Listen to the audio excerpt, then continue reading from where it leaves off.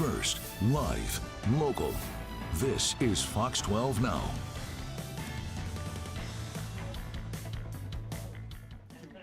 Hello, everyone. I'm Greg Nibbler. This is Fox 12 Now. Appreciate you all joining us wherever you are. Thanks for tuning in. We are live here from our digital desk here at the Fox 12 Oregon News headquarters. As you can see, everything's happening there behind me. But we are talking about something that's going into effect today. Today is Tuesday, August 1st, and today is when a new hit-and-run alert system goes into effect for the state of Washington. We're going to get into what all that means, how it works, why it's there, all those questions we're going to answer here in this interview because we have the expert joining us right now. We have Chris Loftus from the Washington State Police Public Information Officer. Curtis Loftus. Way to start it out there. Curtis Loftus joining us right now from the Washington State Police to talk about this. Really appreciate you being here, Curtis, and to talk about what this means, what this hit and run alert system is going to be able to do for people. I think to start off, can you explain why this system was put in place? Well, the reality is over the last several years, we've seen an escalation of just about every sort of negative traffic infraction that you can imagine, and certainly hit and runs, and especially hit and runs with serious injury or fatalities are among the worst that can do. Last year, in 2022, we had 305 statewide in Washington that resulted in serious injury or fatality, and that was statewide. Just the state patrol ourselves, we investigated 67 of those, and we're usually about a fifth to a third of the traffic infractions are investigated by our agency. So you start extrapolating that, the numbers are, we investigated over 4,000 total hit and runs against 67 that had the serious injury or fatality. So if we're investigating 4,000, that means across the state you're, in tens of thousands of hit and runs. And we've just got to do something. Now, we're not going to be putting out an alert for every fender bender, but when those cases that we have something that we can share with the public that might help us apprehend a dangerous driver, we're going to put that information out and hopefully deter those from taking off in the first place and maybe catch a few that do. And I think that's very important to try to figure out how that we can, help mitigate some of those issues. So looking at the system itself, knowing why it's going to be implemented, how is it that you're going about it? Well, the first thing that will happen that, again, the first criterion is that it has to be a serious injury or fatality. The second is that it's already being investigated by a law enforcement agency. That law enforcement agency would contact the State Patrol. And the State Patrol has the ability through our alert system, like you see with an Amber Alert or a Silver Alert for seniors. We have a missing endangered persons alert, usually for adults with some sort of cognitive or physical challenge. We have the missing indigenous persons alert. So we have these alerts already in place. We'll use that same system to get the word out to the media in the area, but also to the Department of Transportation, and they can put it on their variable message signs or the reader boards that they have across the state. So when you have multiple forms of contact with the public, they're getting it. If they sign up for it, they can get their email or by text. You've got now the reader board that you'd see on the road. We'll have flyers that will come up on your email. You're going to be seeing it on your local news like yours. There's multiple ways of contact. Hopefully it will trigger something and people will say, oh, I saw that car, or I'm seeing that car right now. The big thing that we're going to emphasize, though, is we're not asking you to be police officers. Once you see that alert on that reader board, the next iteration, it'll rotate through. We'll just say, if you see this vehicle, do not engage. We're not asking you to engage the driver or try to intercept the car. We're simply asking you to call 911, report where you are, and if you can, the location that you saw the vehicle, the suspect vehicle, and the direction they were going. We'll take it from there. But again, we're emphasizing, do not engage. We've seen an escalation in things like road rage as well. So we don't want to add to that problem trying to solve another. Yeah, and that's something that I think is going to be interesting to see how that goes out. So going through each one of those things, just to really go through each part. You mentioned the criteria. So the criteria are serious injury or worse, and that would be what would trigger these. Right. So again, we're not going to be sending these things out for every fender bender. Right.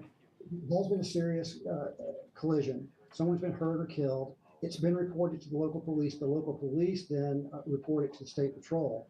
Then we'll determine, now, do we have enough information that's really going to help us? You know, if I were to say, hey, there was a serious collision in Seattle between a red car and a blue truck, that doesn't help anybody. You know, there are a lot of red cars and a lot of blue trucks. But if we have a partial plate or even a full plate, if we have that red car was a red Nissan Altima and late model, it's got damage to the front right fender. Now we've got something that if people see it, they might actually be able to really use that information and call us. And that's what we're hoping will happen.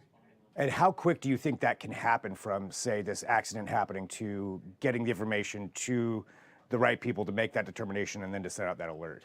Well, I think once we have everything in place, because you know everybody in that system has to kind of be trained and kind of get into the habit of knowing that they, like they are right now. We have let's say we have an Amber Alert or a missing child. We can sometimes those things are up on the road signs and to the media and in people's inboxes within a matter of minutes, because people know every minute counts. And so you know the police on the scene will send the right documentation and paperwork to us right away. Our people take it and immediately post it. The media immediately runs with it. So once we get to the point where everybody is recognizing and engaged in the urgency of this, it can be a matter of minutes. But even if it's a matter of hours or even days, sometimes these alerts help us out.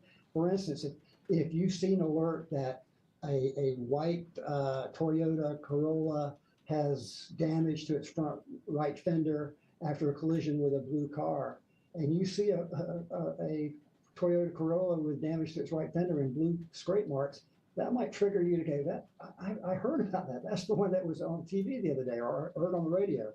And so sometimes we do get those, even days, even weeks later, we get reports from when we have publicized things.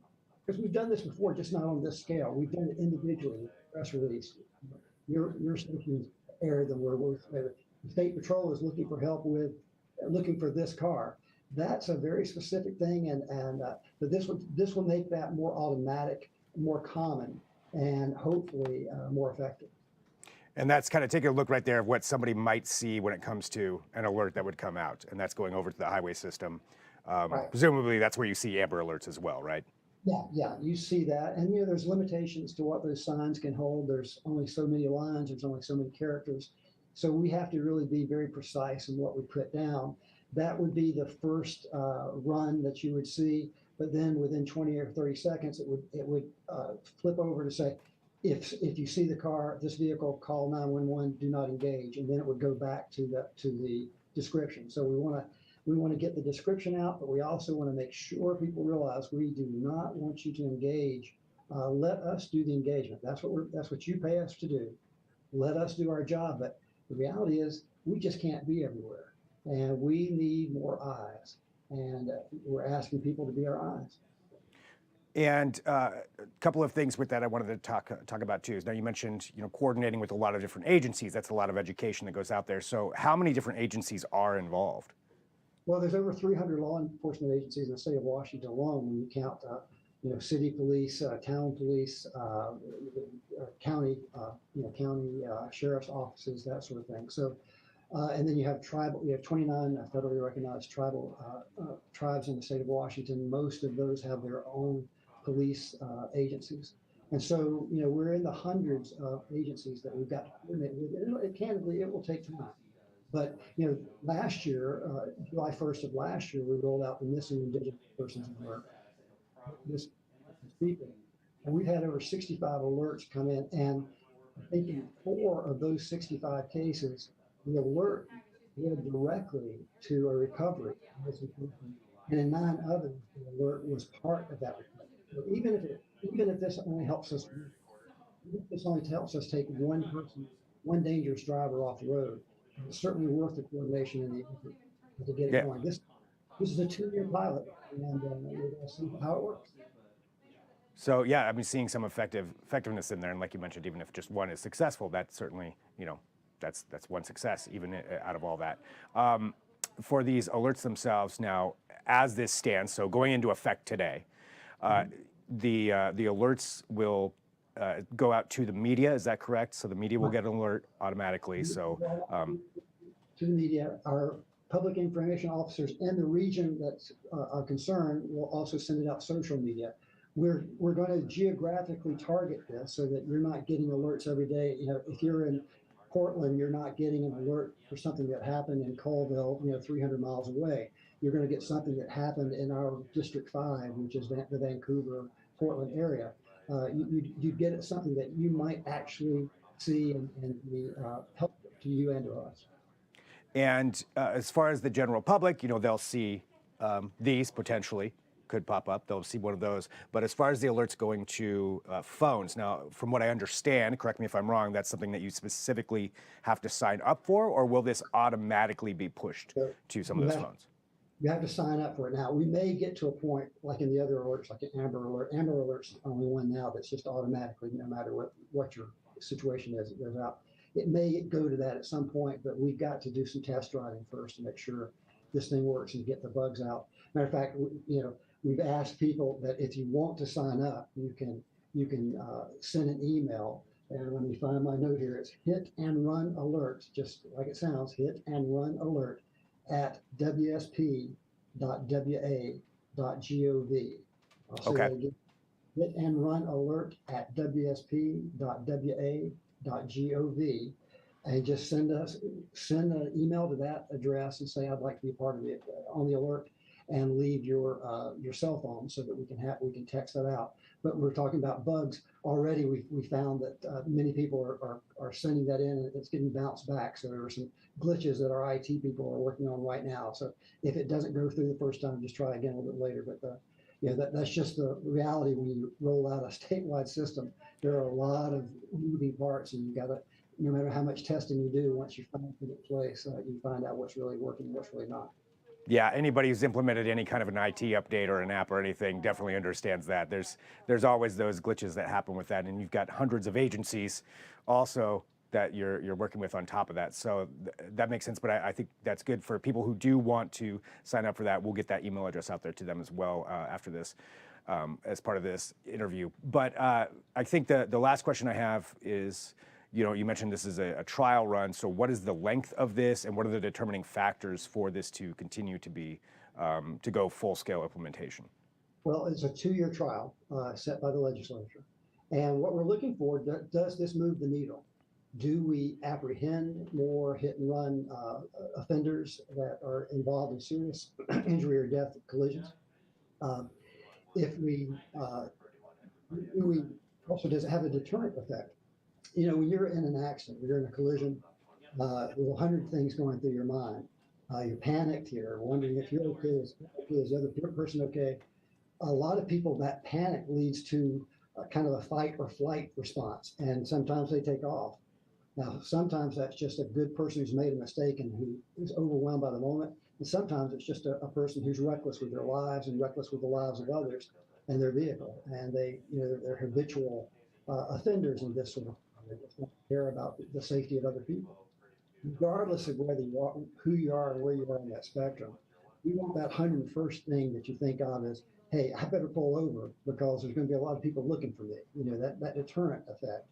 The reality is, every time you get in the car, every time I get in the car, you and I sign a contract to one another. Every time you get behind the wheel, I'm signing the contract that says, I am going to be responsible and accountable for my actions to you.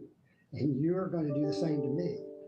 That's how the system works. And for those few people who don't believe in that contract and don't believe they have to follow the rules, we've got to find them, we've got to get them off the road, because the safety of the traveling public is one of our primary concerns. Well, Chris, thank you very much for joining us to talk about this and explain the system, that's going into place. I think a lot of people are going to be interested in learning how it works. And now, if an alert does go into effect, as the word gets out, they'll understand what it is that they're seeing and how they can help out and help mitigate some of these issues that happen with these hit and runs. Thank you very much for joining us today. Appreciate it a lot. And I'm sure you've got a lot of interviews that you're doing explaining what's going on with this. So thanks for being here and being a part of Fox 12 Now. Thank you so much. And for everybody who's joining in, thank you again, too, for being a part of this show. This is Fox 12 Now, how I mentioned. I'm Greg Nibbler, And we are live here every weekday at 1 p.m., covering all kinds of different topics, including important ones like this, explaining some things that you are going to be seeing soon. Coming up here at 1:30 p.m. Pacific, I'm actually going to be talking to some experts from Oregon State University talking about dam removals. We're switching gears there, but they have developed a tool to determine the cost of removing dams. That is a big trend in the United States for a number of different reasons, and they're going to talk about how that tool works and some of the ways that they're implementing that and why it is that they're doing that. So that's coming up at 1:30 p.m. I'm going to sign off for right now. So wherever you're watching, whether that's on YouTube or Facebook or on our apps or on our website, come right back here in just a little bit, and I'll be there waiting for you. I'm Greg Nibbler. This is Fox 12 Now.